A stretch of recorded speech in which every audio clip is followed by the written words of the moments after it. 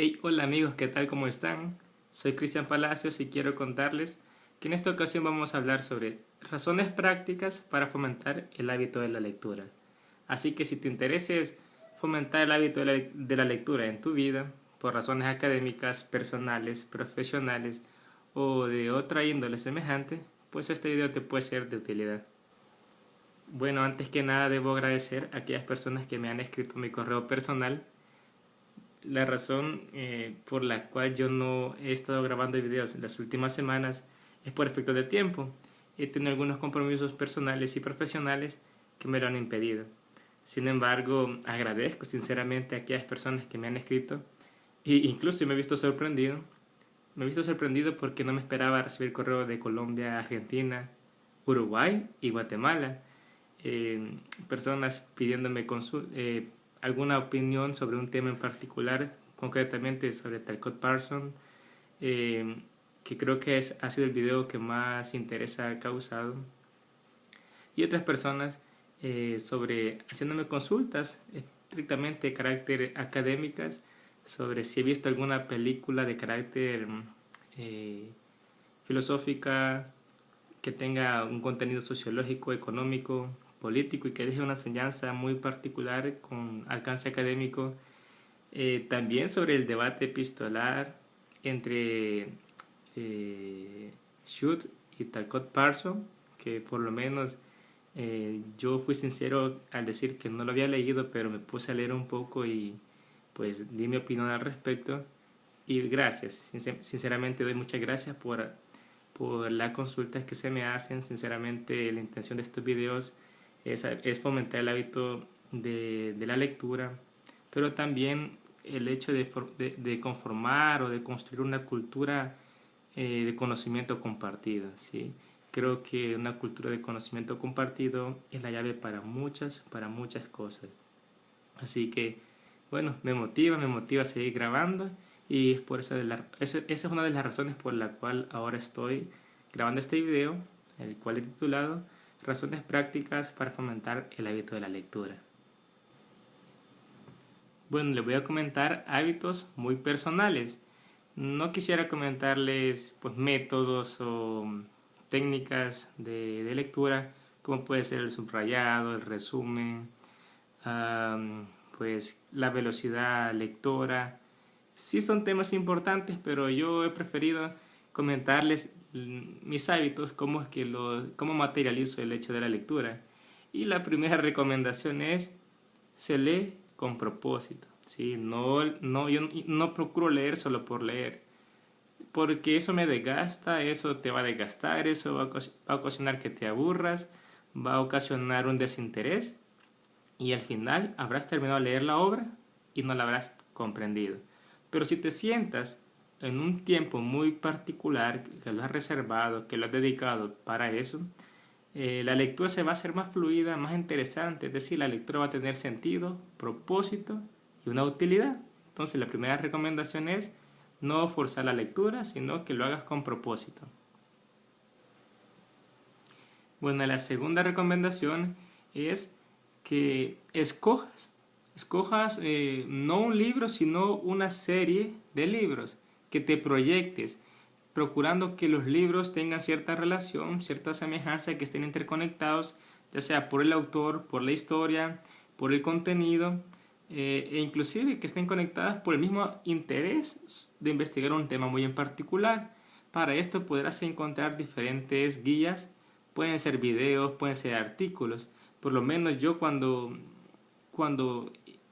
destaco un tema muy en particular, pues lo que hago es revisar la bibliografía del libro, ¿sí? La bibliografía que utilizó el autor, y destaco aquellos libros que fueron más citados o que por lo menos me llamó la atención alguna cita o referencia que se hizo de ese libro. Lo destaco y al final, si puedo tener acceso a ese libro, ya sea digital o de manera física, pues lo busco y le doy la lectura o lo establezco dentro del proyecto de los libros a leer. Es decir, evitar la lectura aislada, porque al final pues, esto puede convertirse en lecturas que caen en sacos rotos, es decir, que se terminan perdiendo porque no se crea una secuencia lógica dentro de la concepción teórica que te comienzas a formar respecto de un tema muy en particular. Por ejemplo, a veces he leído obras de un autor muy en particular intentando acumularlas, como puede ser el caso de Michel Foucault, de quien he intentado leer Tecnologías del Yo, Las palabras y las cosas, Historia de la sexualidad, Las redes del poder, Microfísica del poder. Es decir, aun cuando no recuerdo totalmente e íntegramente el contenido de cada libro, el hecho de acumularlos o de por lo menos proyectarlos como una unidad me permite entrelazar el pensamiento del autor. Ojo, no quiero decir que me dedico a estudiar solamente el pensamiento de Michel Foucault, sino la teoría, es decir, los diferentes momentos y conceptos que él relaciona, porque puede suceder que en un libro el autor destaque un tema o un concepto en particular, pero la base o el sustento se encuentra en otro. Así que la segunda recomendación es pues, que hagas proyecciones de lecturas, proyecciones sistemáticas o seriadas sobre temas, conceptos, autores o intereses en particular. Una tercera recomendación, más allá de lo cuestionable que puede ser metodológicamente, porque la idea de leer es con efectos constructivos, con efectos aprehensivos, con la idea de que se comprenda pues, lo que se está leyendo. Sin embargo, existirán obras muy difíciles de asimilar en cuanto al contenido, ya sea por el nivel técnico del lenguaje que ocupa el autor, por las palabras que utiliza, que quizás no pueden ser muy técnicas, pero por la manera en que están redactados, o en otros casos es difícil de darle una lectura porque la materia no es de conocimiento personal. En una ocasión, por ejemplo, recuerdo que estaba leyendo Crítica a la razón pura de Immanuel Kant y sinceramente yo no entendía mucho por el nivel de abstracción, como también pasó con la obra del Sistema Social de Talcott Parsons, pero particularmente Crítica a la razón pura para mí no solamente fue el hecho de leerlo, sino que me permitió comprender que es aconsejable leer con valor, ¿sí? Leer creyendo que el contenido que se está relacionando en algún momento se va a dominar, o por lo menos en algún momento va a ser útil, en algún momento vamos a tener referencias. Es como leer El Capital o leer la fenomenología de Hegel, que son difíciles de comprender en un principio. No obstante que lo recomendable es leerlo. No es pensarlo dos veces, no es saber si lo voy a comprender o no. Es leerlo. Simplemente el consejo es leer. Leer. El mismo caso sucedió con el discurso del método de René Descartes, que fue de un contenido más comprensible, más fácil de entender, y que aun cuando no se puede recordar todos los conceptos que se utilizan, sirven para tener un sustento para obras posteriores. Es decir, el hecho de haber leído la Crítica a la razón pura, por ejemplo, de Immanuel Kant, a mí lo que me sirvió es comprender cuando afirmaciones que otros autores hacen sobre premisas que son retomadas de la obra directa de parte de Crítica a la razón pura. En conclusión, el tercer consejo es leer, ¿sí? Atreverse a leer, citar la obra directa, ir a la fuente principal para poder tener un enfoque del pensamiento del autor de una manera más directa. Bueno, y finalmente, la última recomendación que yo puedo hacer es que cuando se va a estudiar un libro con mayor detalle, con cierto nivel de compromiso,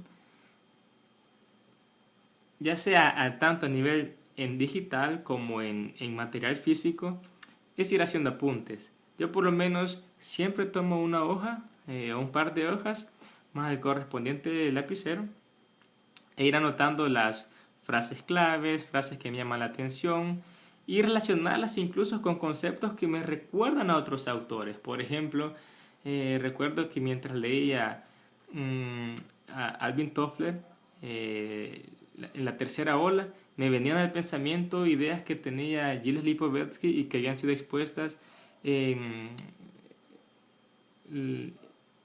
creo que era la obra La felicidad paradójica o o su otra obra, que se me ha ido el nombre, pero es sobre el postmodernismo, unos ensayos sobre el liberalismo contemporáneo. Entonces me venían a la mente y yo voy anotándolo al margen de la obra si la tengo en digital. Pero si la tengo si la tengo en escrito, es decir, en físico, pero si la tengo en digital, lo que hago es que en una página aparte anoto el número de página, por ejemplo le pongo P5, que significa página 5, y a la par le pongo la frase o la idea que destaco de la obra que estoy leyendo, y entre paréntesis pongo el pensamiento del otro autor que me recuerda. Por ejemplo, puedo poner entre paréntesis Gilles Lipovetsky y resalto la idea que para él el individualismo surge como un valor en sí mismo, dice él, en la sociedad postmoderna. Entonces los relaciono, voy relacionando los conceptos. Esto sirve para efectos de relacionar citas de pie de página, hacer referencias y entrecruzar el pensamiento de autores diferentes. Esta misma apuntes que voy haciendo posteriormente conforman un archivo, una ficha que la leo al final, la leo para recordar lo que había obtenido a través de la lectura del libro.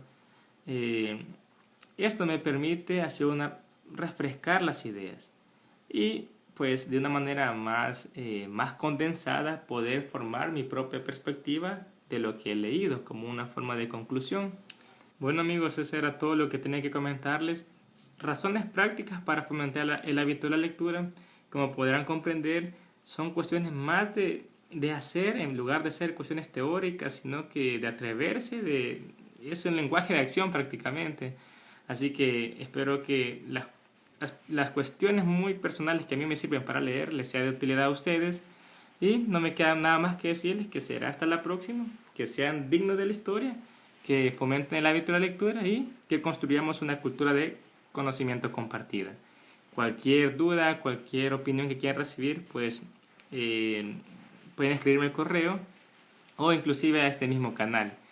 Incluso si algún material académico que necesiten, tengo pues algunos libros en digital, se los puedo facilitar. Me preguntan que algún libro y si lo tengo lo busco. Perdón, si lo tengo se los comparto con mucho gusto. Hasta la próxima.